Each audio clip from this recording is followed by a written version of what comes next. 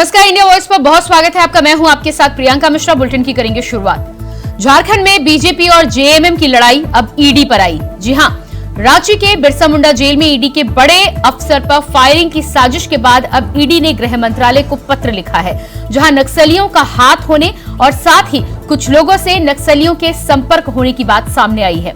जिसके बाद बीजेपी जहां इस मुद्दे को लेकर जेएमएम पर सवाल खड़े कर रही है, तो वहीं कांग्रेस भी इस मुद्दे पर डिफेंसिव मोड पर खेल रही है। देखना यह है कि झारखंड की सियासत में आए इस भूकंप के बाद मुख्यमंत्री अपना सिंहासन और पार्टी को बचा पाते हैं या नहीं। आज इसी पर करेंगे बात, लेकिन इससे पहले आपको दिखाते हैं एक रिपोर्ट। ईडी ने लिखा गृह मंत्रालय को पत्र, मचा हड़कंप। रांची में ईडी के अधिकारियों पर हमले की साजिश। प्रेम प्रकाश का नक्सलियों से संपर्क। होटवार जेल से जुड़े साजिश के तार। झारखंड में आई इस खबर से देश में हड़कंप मचा हुआ है, क्योंकि मामला वाकई संगीन है। सवाल इस बात को लेकर कि क्या वाकई में ईडी को ही फर्जी केस में फंसाने की साजिश रची जा रही थी। बकायदा ईडी को नक्सलियों से नुकसान पहुंचाने का भी षड्यंत्र रचे जाने का जिक्र सामने आया है। अब इस खुलासे से झारखंड में विपक्ष और सत्ता पक्ष आमने सामने हैं। राजनीतिक आरोप प्रत्यारोप पर बाद में आते हैं, मगर उससे पहले इस मामले की गंभीरता को समझिए कि मामला है क्या। दरअसल ईडी के एक असिस्टेंट डायरेक्टर रैंक के अफसर पर फायरिंग करने के लिए रांची के बिरसा मुंडा जेल में साजिश के तार सामने आए हैं। दरअसल ईडी की छापेमारी में यह खुलासा हुआ है। ईडी अधिकारियों को फंसाने के लिए साजिश रची जा रही थी, और ये साजिश कोई और नहीं बल्कि प्रेम प्रकाश रच रहा था। प्रेम प्रकाश जेल से ये साजिश रच रहा था, और इसमें महिला के जरिए ट्रैपिंग की तैयारी भी की गई थी। बकायदा SC/ST केस में अधिकारी को फंसाने की साजिश रची जा रही थी। इतना ही नहीं, नक्सली हमले के लिए संपर्क तक किया जा रहा था। अमन साव के गुर्गे से भी बातचीत हुई थी, और अधिकारियों को जांच से हटाने के लिए ये पूरा का पूरा षड्यंत्र हो रहा था। अब खुलासा होने के बाद अधिकारी की सुरक्षा पर MHA से पत्र लिखा गया, और अधिकारी को CIS की सुरक्षा दे दी गई है। अब इस मुद्दे पर सियासत भी हो रही है। बीजेपी सरकार पर हमलावर है, और जेएमएम की सहयोगी कांग्रेस डिफेंसिव हो रही है। देश के इतिहास में कभी ऐसा नहीं हुआ होगा। मीडिया में जैसी खबरें आ रही हैं कि हजारों करोड़ के घोटाले का इन्वेस्टिगेशन झारखंड में कर रहे ईडी के अफसरों को नक्सलियों के द्वारा, गैंगस्टरों के द्वारा, महिला के द्वारा, एक महिला का भी नाम आ रहा है, टारगेट करवाया जा रहा है। और वो सिर्फ इसलिए कि जो स्टेट स्पॉन्सर्ड करप्शन इस प्रदेश में पिछले 4 वर्षों से चल रहा है, अब वो धीरे धीरे तक इसका पूरा जो सरगना है उस तक ही जांच की आंच पहुंच रही है। भाजपा के लोग अब दिमागी संतुलन खो बैठे हैं, इसलिए उन्हें यह पता है कि 5 राज्यों का चुनाव हम हार रहे हैं। झारखंड में 2029 तक के लिए पूरी तरह दरवाजा हमारा बंद हो चुका है। 2024 में भी हमारा कुनबा पूरी तरह साफ हो जाएगा। तो अब इन लोगों का दिमागी संतुलन गड़बड़ा गया है। क्या साक्ष्य है भारतीय जनता पार्टी के पास? अगर कोई साक्ष्य है तो हमें लगता है कि उस साक्ष्य को सार्वजनिक करते हुए इस तरह का आरोप, इस तरह का इल्जाम वो लगाएं। लेकिन बिना साक्ष्य का अगर इल्जाम लगाते हैं तो कहीं ना कहीं ठीक है, वो मीडिया की सुर्खियों में आ जाएंगे। खबरें ये भी हैं कि इस मामले में जांच के दौरान ईडी की टीम को 40-50 ऑडियो रिकॉर्डिंग भी हाथ लगी है। इसमें प्रेम प्रकाश और अमित अग्रवाल के साथ साथ राज्य के कई IAS और IPS के साथ बड़े लोगों से बातचीत के सबूत तक हैं। ईडी सभी ऑडियो की पड़ताल कर रही है। वैसे भी झारखंड में इस वक्त मनरेगा, जमीन घोटाला, अवैध खनन और भ्रष्टाचार को लेकर लगातार ईडी अपनी कार्रवाई कर रही है। कई उच्च अधिकारी, कारोबारी गिरफ्त में आ चुके हैं, जबकि पूछताछ के बाद कई अहम खुलासे हुए हैं और सबूत मिलने की बात तक सामने आई है। इतना ही नहीं, पूछताछ के लिए लगातार 5 बार हेमंत सोरेन को ईडी सम्मन भेज चुकी है। मगर अब ईडी पर हमले की साजिश, आरोप वाकई संगीन है। Bureau report, India voice, Ranchi. तो आज इसी मुद्दे पर हम बातचीत करेंगे और जिस तरह से ईडी के ऑफिसर के ऊपर साजिश यहां पर रची गई है उस पर सबसे पहले हमारे साथ जेएमएम से सुजीत सरकार जुड़ चुके हैं। सुजीत जी, पहले तो आपका स्वागत है कार्यक्रम में और उसके बाद पहला सवाल यहां पर आपसे ही है कि जिस तरह से खबरें आ रही हैं, ईडी के अफसर यदि झारखंड में सुरक्षित नहीं है, उनके ऊपर यदि जेल से साजिश रची जाती है तो जिम्मेदारी किसकी है? देखिए मैडम, जेल से कहां साजिश रची जा रही है, कौन रची जा रही है, ये जांच का विषय है। और चूंकि केंद्रीय कारा की सारी सुरक्षा की जिम्मेवारी जो है वो केंद्र सरकार के अधीन आता है। और जेल में जो सूचनाएं बाहर निकली उनको कौन निकाला, उसमें कौन लोग जिम्मेवार हैं, ये राजनीतिक षड्यंत्र के तहत विभाग का क्या षड्यंत्र है, इसमें इसका क्या सच्चाई है, क्या तथ्य है, इस चीज को राज्य सरकार भी संज्ञान में ली है और माननीय मुख्यमंत्री इस चीज को गंभीरता से ली है कि इस तरह की अफवाहें राज्य को बदनाम करने के लिए और सरकार को बदनाम करने के लिए ईडी के साथ में ऐसा कौन सा लोग है जो इस तरह के खेल खेल रहे हैं। ईडी ने साफ पत्र लिखा है, जो सबूत निकलकर सामने आ रहे हैं उसमें सबूत तो नहीं कहूंगी अभी, लेकिन जिस तरह से ईडी ने पत्र लिखा है और ईडी का जो आरोप है नक्सलवादी हमले की तैयारी, आरोप है तो ईडी कोर्ट के माध्यम से कोर्ट को या मीडिया को इस संबंध में जानकारी दे। नहीं, ईडी ने तो गृह मंत्रालय को पत्र लिख दिया है, उनको सीआईएसएफ की सुरक्षा भी मिल गई है। ही football ma'am, ED Priyanka ma'am, ED है ही जो है गृह मंत्रालय का फुटबॉल ही है वो। गृह मंत्रालय जिस तरह से उनको आदेश देगी, ईडी उसी तरह से गैर भाजपा शासित राज्यों पर दमन की कार्रवाई करेगी। तो आपका कहने का मतलब है ये साजिश भी ईडी की साजिश है? निश्चित तौर पे ये ईडी की साजिश नहीं, ये केंद्र सरकार का साजिश है और इसमें बहुत बड़ा है। क्योंकि ये 5 राज्यों का जो विधानसभा चुनाव जो हो रही है, तो इसमें किसी भी तरह से आप देख लीजिए, पुलवामा हत्या जो हुई थी, जो शहीद हुए थे हमारे देश के सैनिक, पुलवामा जो घटना हुई थी उसका अभी भी न्यायिक जांच का जो है तो उसका सुजीत जी एक सवाल का यहाँ पर जवाब दीजिएगा, यानी कि झारखंड के जेल में यदि कहीं कुछ होता है तो उससे आपका कोई लेना देना नहीं है? झारखंड के जेल में जो घटनाएं की जो सूचनाएं अब मीडिया के माध्यम से आ रही है, नहीं, मेरा सवाल यहाँ पर यह है, झारखंड में कानून की यदि हम बात करें, झारखंड के जेल में यदि कोई घटना होती है उससे आपका कुछ लेना देना है कि नहीं?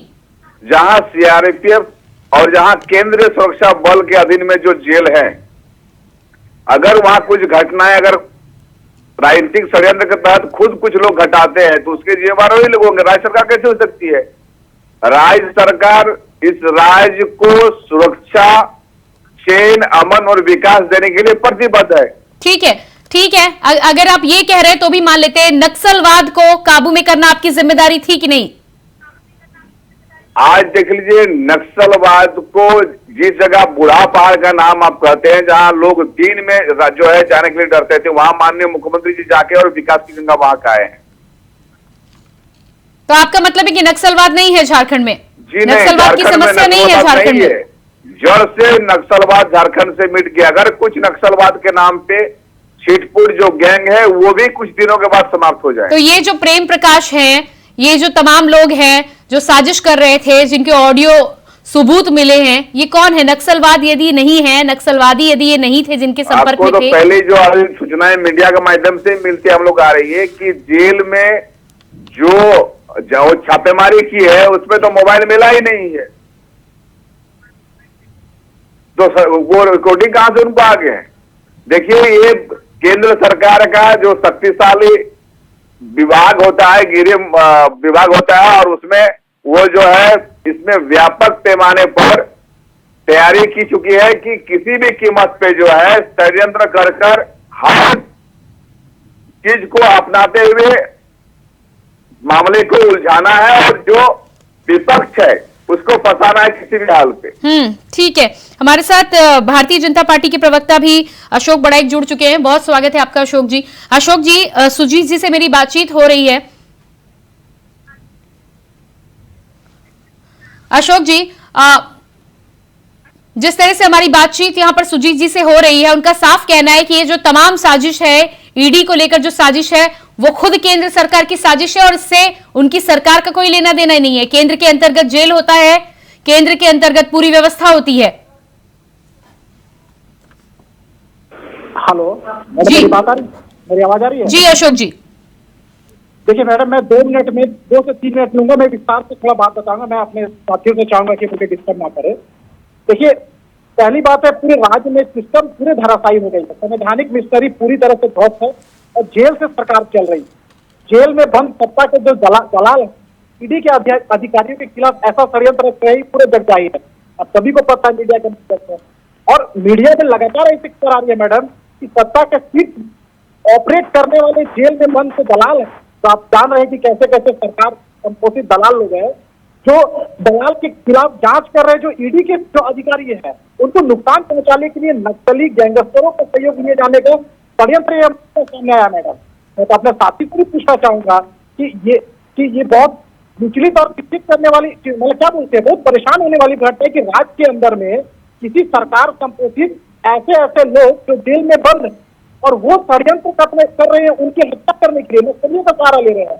एक महिला का भी सहारा ले रहे हैं कि उसको कैसे हम वो हंडी ट्रैप कर सके।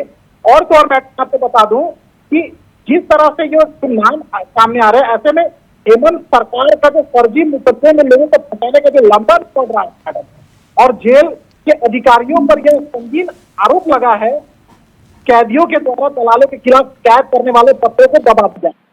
ये काफी इसमें जांच करने का विषय मैडम। हम तो यही बात बोलेंगे आपके इस चैनल के माध्यम से।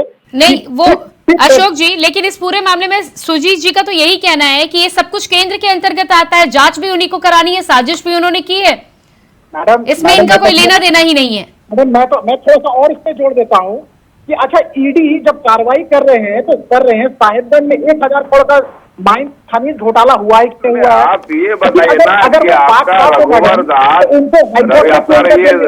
दास का राज्यपाल बनने के बाद अभी आपका ईडी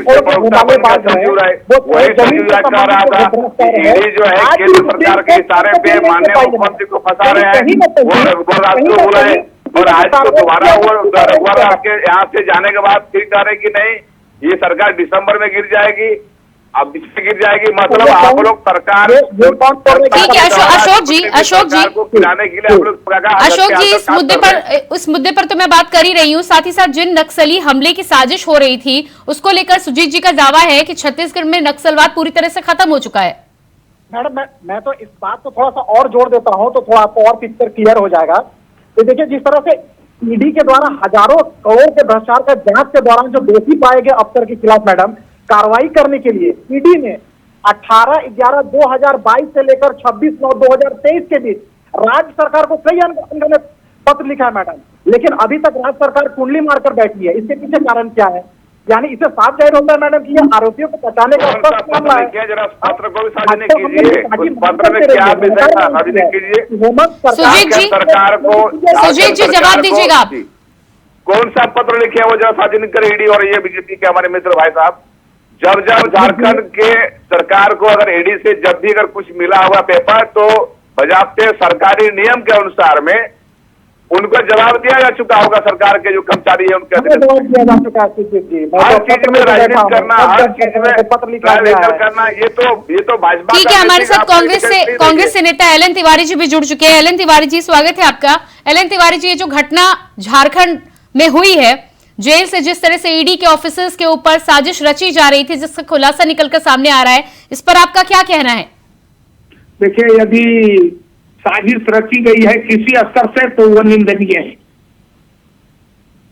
कि जिस स्तर से भी साजिश रची गई हो फंसाने की, वो निंदनीय है। मैं उसकी कड़ी निंदा करता हूँ। ठीक है, लेकिन सुजीत जी का यहाँ पर दूसरी बात यहाँ पर यह आ रही है कि उनका कहना है कि झारखंड में नक्सलवाद है ही नहीं। यदि नक्सलवाद नहीं है तो ये कौन से लोग थे जो साजिश रच रहे थे? देखिए, नक्सलवाद कहीं इक्का दुक्का है, नहीं के बराबर है। अब अभी जो छत्तीसगढ़ में घटना घटी, बीजेपी के एक नेता कोई सम दुबे थे, उनकी हत्या कर दी गई, इसका मतलब ये नहीं है कि छत्तीसगढ़ में नक्सलवाद घिरा हुआ चारों तरफ से। लेकिन एलएन तिवारी जी, इन इक्का दुक्का लोग यदि ईडी के ऑफिसर्स की नाक में दम कर दे, यदि इतने बड़े बड़े पदों पर बैठे अफसरों की जान पर खतरा बनाए, तो आप उसे गंभीर लेंगे कि नहीं लेंगे? पूरी गंभीरता से ले रही है सरकार। तो फिर आप कैसे कह सकते हैं कि इक्का दुक्का है? ऐसा नहीं है कि बहुत ज्यादा नक्सलवाद है, बहुत ज्यादा हो या कम हो, जब तक उस नक्सलवाद से एक भी व्यक्ति की जान को खतरा है, तब तक आपके लिए गंभीर समस्या है कि नहीं है? मिश्रा साहिबा, मैं इसको स्वीकार करता हूं, यदि कोई घटना घटी है तो सरकार के लिए ये चिंता का विषय है। सरकार उस पर कड़ी निगरानी रखे हुए है और उस पर तत्काल कार्रवाई की जाएगी और उस कार्रवाई को आपको दिखेगा। ठीक है, लेकिन आपके सहयोगी जो है वो तो मानने को तैयार नहीं है। सुजीत जी, एलएन तिवारी जी निंदा भी कर रहे हैं, लेकिन आप तो सीधे सिरे से नकार रहे हैं। भाई मैंने पहले कहा, मेरे वक्तव्य को तोड़िए मरोड़िए नहीं। मैंने कहा कि नक्सलवाद नहीं है, अगर इक्का दुक्का कहीं कोई सिर उठाया तो सरकार उस पर। एलएन तिवारी जी, आप घटना की निंदा कर रहे थे ना? आप घटना की निंदा कर रहे हैं ना? मैं कर रहा हूँ, घटना घटी है तो उसकी निंदा होनी चाहिए। हाँ ठीक है। सुजीत जी, अब आप क्या कहेंगे? एलएन तिवारी जी अभी कह रहे हैं, आप कह रहे हैं खत्म हो चुका है पूरी तरह से। हमारे चाचा तिवारी जी का जो बात है उनको सुनिएगा कि अगर घटना हुई है तो ईडी के अफसर को यहाँ मर्डर नहीं ना कोई कर दिया, ईडी के अफसर को कोई यहाँ केस में नहीं फंसा दिया। नहीं तो सुजीत जी, आप क्या इंतजार करेंगे? देखिए, इस बात का इंतजार किया जाएगा कि जब राज्य में मर्डर हो जाएगा उसके बाद कार्रवाई होगी। बीजेपी का काम कर रहा है, लेकिन राज्य सरकार, हेमंत सोरेन की सरकार किसी भी ईडी अफसर का ऊपर यहाँ पर आंच आने नहीं देगी। सुजीत जी माफ कीजिएगा, इसी तरह का रवैया होता है जिसकी वजह से घटना होती है। अभी कुछ दिनों पहले घटना हुई थी, तब तिवारी जी निंदा कर रहे थे। कभी पुलिस की वजह से निंदा करने की बात आती, कभी आपका जब इस तरह का बयान आता है कि नक्सलवाद नहीं है, इक्का दुक्का है या मर्डर हो गया, इस बात का आप इंतजार करेंगे क्या? अशोक जी, क्या कहना है इस पर आपका? जी नहीं मैम, कानून व्यवस्था पूरी तरह से दुरुस्त है और यहाँ पर चाहे ईडी बीजेपी हम लोगों में कितना भी मंत्रालय ले, हम लोग ईडी को सुरक्षा देंगे, ईडी को सुरक्षा दिए हुए हैं, बोल के ईडी अधिकारियों की हत्या करने की साजिश रची जा रही है जेल में। और तो मैडम मैं तो यह भी बोलता हूँ कि हेमंत सरकार को स्पष्ट करनी चाहिए कि अगर आम नागरिकों के बीच में प्रदेश में एक ऐसा भय का माहौल पैदा हुआ है कि कोई पुलिस अधिकारी या कोई एजेंसी के अधिकारियां अगर कोई बड़े अपराधी को अगर वो जांच करते हैं, अगर उनकी हत्या करने की साजिश रची जाती है, तो आम नागरिकों के बीच में एक भय का माहौल पैदा होता है। तो मैं तो आग्रह करूंगा हेमंत सोरेन सरकार से कि आप इस भय के माहौल को पूरे साफ करते हुए। नहीं ठीक है अशोक बड़ाई जी, लेकिन इस पूरे मामले में जिस तरह से गृह मंत्रालय को पत्र लिखा गया है, अब तो बॉल आपके कोर्ट में है ना, गृह मंत्रालय को पत्र लिखा गया है, आप इस पूरे मामले में किस तरह की कार्रवाई कर रहे हैं ईडी के पत्र के बाद? देखिए, इस देश में कानून है मैडम। कानून देखिए, कानून अपना कानून सम्मत काम करती है, न्याय संगत काम करती है। अगर इसको राजनीतिक एंगल से चश्मे से देखेंगे तो आपकी भी सरकार केंद्र में कई बार रही है। हम लोगों ने कभी नहीं बोला कि आपने राजनीतिक द्वेष के भावना से ऐसा काम कर रहे हैं। अरे एजेंसियां के काम है, सीबीआई है, आईटी है, ईडी है, एनआईए है, सब एजेंसी के ऊपर आप क्वेश्चन मार्क लगाएंगे तो फिर देश कैसे चलेगा मैडम? वो ठीक है, लेकिन अशोक जी यहाँ सवाल ये भी होता है कि इससे पहले चुनावी समय में, चुनावी दौर में ये एजेंसियां इतनी एक्टिव भी नहीं होती थी, तो फिर विपक्ष यदि सवाल उठा रहा है तो सवाल तो कम से कम कर ही सकता है ना विपक्ष। मैं 3 राज्य का उदाहरण देना चाहूंगा। क्या छत्तीसगढ़ में गृह मंत्रालय हमेशा के पास में क्यों गया? उसी के पेट से निकला हुआ ना वो, जिसका लिंक मिला है, तार मिला है। क्या शराब घोटाले दिल्ली में केजरीवाल जी के मंत्री ठीक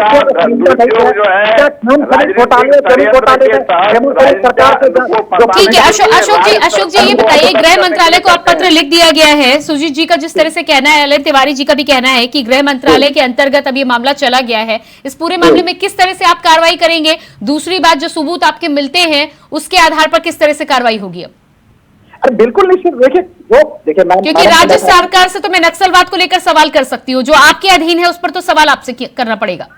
मैडम मैं झारखंड पुलिस की क्राइम आंकड़ा बता रहा हूँ अभी। मैं तो फोनों पे हूँ, नहीं तो स्क्रीन पर रहते तो अपने साथियों को दिखा देता हूँ। ये आंकड़ा आपको कौन दिया? ये आंकड़ा राज्य सरकार का आपको दिया गया? छह हजार महिलाओं की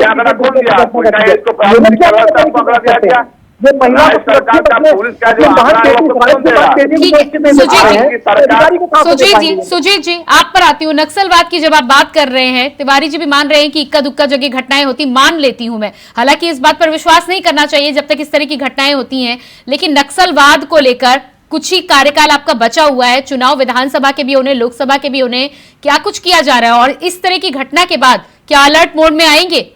क्या कुछ कार्रवाई आगे होगी या अभी आप इंतजार करेंगे? नहीं, निश्चित तौर पे मैम, जो इस संबंध में नक्सलवाद का उन्मूलन के संबंध में झारखंड के जनताओं को सुरक्षा देने के लिए ये सरकार पूरी तरह से प्रतिबद्ध है और राज्य सरकार पूरी विधि व्यवस्था बनाए हुए है। इस घटना के बाद क्या होगा सुजीत जी, जब बड़े अफसर को सुरक्षा नहीं मिल पा रही, उसके लिए साजिश रची जा रही है, तो आम आदमी की आप बात कैसे कर रहे हैं? अगर ईडी कहे कि हमको राज्य सरकार की सुरक्षा चाहिए थी, ईडी के पीछे में जो मुख्यमंत्री के जो सुरक्षा घेरा में जो जवान रहते हैं जेब के, उसको हम दे देते हैं। समस्या ईडी की सुरक्षा की नहीं है, उनको तो सीआईएसएफ की सुरक्षा मिल गई है। समस्या ये है कि जो साजिश की जाती है, जो नक्सली अभी जिंदा है आपके राज्य में, जो एक्टिव है आपके राज्य में, उनसे बातचीत करके यदि पूरा नेक्सस चल रहा है तो उसको आप कैसे तोड़ेंगे? आप कह रहे हैं इक्का दुक्का जगह होता है, पूरा नेक्सस चल रहा है, इतने टेप मिले हैं। जो भी शूटर गैंग है, वो सारा शूटर गैंग बहुत जल्दी जो है धरती से मिट जाएंगे। झारखंड की धरती से जो भी शूटर गैंग है, किसी भी कीमत पे झारखंड की जनता को जो डिस्टर्ब करेगा उसको इस राज्य सरकार बर्दाश्त नहीं करेगी। दूसरी बात है, कुछ भी अगर जगह पर इक्का दुक्का कहीं पर बचे हुए हैं, जो छुपे हुए, आप देखिए आत्मसमर्पण की पॉलिसी में जितने बड़े बड़े माओवादी के नेता लोग थे, वो लोग मुख्यधारा में लौट चुके हैं। जो नहीं लौटे उनको एसआईटी गठन करके उनको अरेस्ट किया जा चुका है। जहां इसका सबसे बड़ा गढ़ था, आज वहां पर जो है राज्य सरकार की पुलिस का और जो इस अभियान में लगाया गया था राज्य सरकार की ओर से सीआरपीएफ को आदि जो फोर्स है उनको, तो राज्य सरकार के उचित निर्णय और दूरदर्शिता के चलते आज झारखंड में उग्रवाद उन्मूलन खत्म की ओर है। एल एन तिवारी जी, आप भी सरकार में हैं। ठीक है सुजीत जी, आती हूँ मैं आपके पास। एल एन तिवारी जी, आप भी सरकार में हैं। इस घटना के बाद नक्सलवाद को लेकर जो एक दो घटनाओं की आप बात कर रहे हैं, उस पर क्या आप कार्रवाई करेंगे?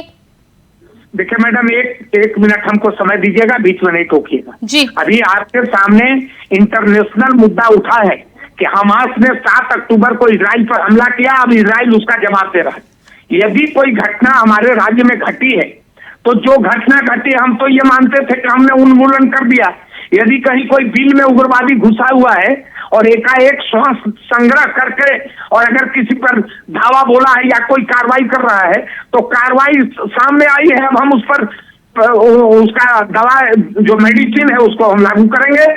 और दूसरी बात यह है कि अभी अशोक बड़ाई जी बतिया रहे थे, वो अभी तो पता नहीं कैसे सिर्फ झामुमो की बात कर रहे हैं, नहीं तो बीजेपी वालों को कांग्रेस फोबिया है। आपको याद होगा अभी के चैनल में श्री पारसनाथ का याद होगा आपको, उठाया था आपने इस मुद्दे को, जो जैन धर्मावलंबियों का मुद्दा था। जब चिट्ठी की जांच पड़ताल शुरू हुई तो पता चला कि ये केंद्र के पास ये मुद्दा लटका हुआ है। छोड़िए, उसमें हम अधिक नहीं जाना चाहते। अब एक निवेदन करेंगे कि पूरा भाजपा का कुनबा प्रधानमंत्री से, ठीक है तिवारी जी, समय मेरे पास है नहीं, मुझे आपको बीच में टोकना होगा। बहुत बहुत धन्यवाद आपका। सुजीत जी आपका भी बहुत धन्यवाद। अशोक जी आपका भी बहुत बहुत धन्यवाद। तो जिस तरह से झारखंड में ईडी के अफसर के ऊपर साजिश का मामला निकलकर सामने आया है, इस पूरे मामले में अब ईडी ने गृह मंत्रालय को पत्र तो लिख दिया है, सीआईएसएफ की सुरक्षा भी अधिकारी को मिल गई है, लेकिन राज्य सरकार और केंद्र सरकार एक बार फिर से आरोप प्रत्यारोप का दौर झारखंड में जारी है। देखना यह होगा कि तमाम जांच के बाद में क्या कुछ निकलकर सामने आता है और कब ये दूध का दूध और पानी का पानी हो पाता है। फिलहाल हमारे इस खास कार्यक्रम में इतना ही। खबरों के लिए बने रहिए इंडिया वॉइस के साथ। मुझे दीजिए इजाजत। नमस्कार।